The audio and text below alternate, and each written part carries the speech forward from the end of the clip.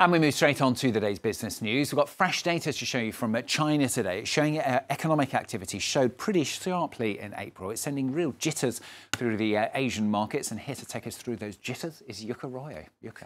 Well, Stuart, it's a pretty bad picture that's come out of China this Monday, fueling concern about a possible recession hitting the country later this year. Now, industrial output shrunk by 3% year-on-year versus a 0.4 increase forecast that was forecast. Retail sales dropped 11%, nearly double what was expected.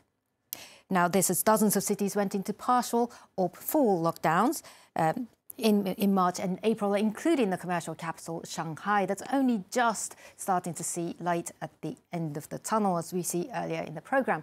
Auto sales dropped by nearly 48% in April compared to a year earlier. Property sales were down 46%. That's the steepest decline since 2010. With restaurants being shut, catering revenue fell by around 23%.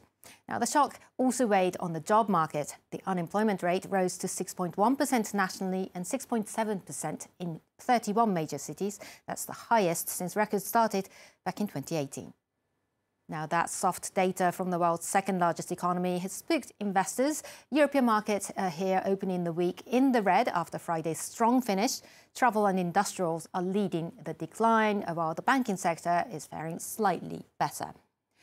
Earlier, Asian markets lost steam after starting the day rallying. Tokyo managing to stay up by half a percentage point, though it's a pretty mixed picture, and obviously Shanghai Composite down by 1/3%.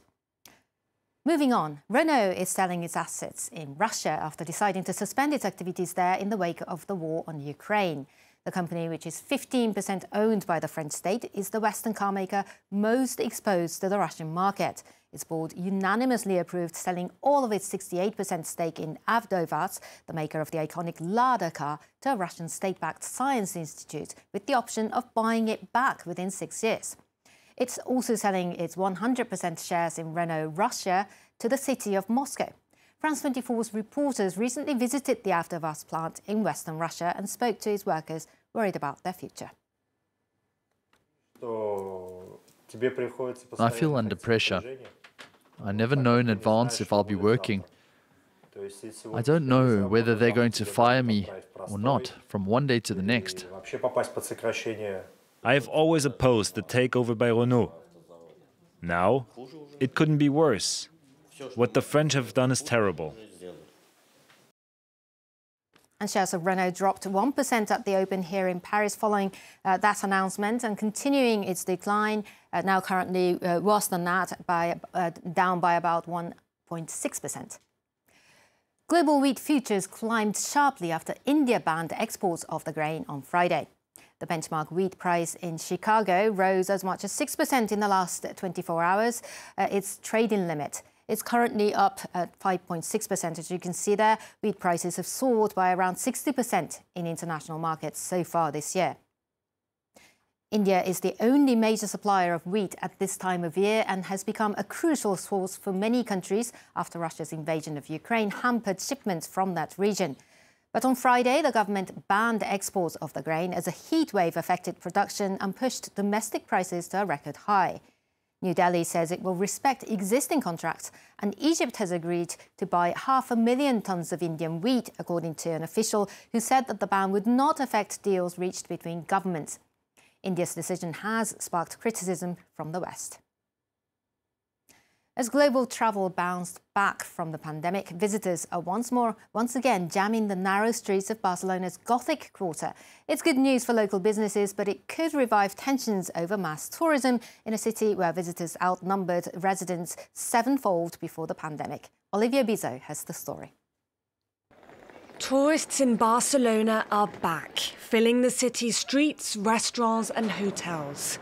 In April, hotel occupancy in the city rose to nearly 85%. That's close to its pre-pandemic levels. Tourists are thrilled to finally be back. Now I'm feeling free again, like a bird, and flying over the world. In the past 3 decades, tourism in Barcelona soared. In 2019, nearly 12 million people visited the city of 1.6 million inhabitants. But when Covid-19 hit, locals reclaimed the city centre. The children played in the streets again. We had a lot more space to walk around. Now, when I'm in the crowded streets, in some streets, the only thing I think about is getting out of here, because it's just so stressful. Catalonia as a whole is more dependent on foreign visitors than any other Spanish region. The tourism sector generated around 15% of Barcelona's GDP before the pandemic, and when the city shut down, it highlighted this dependency.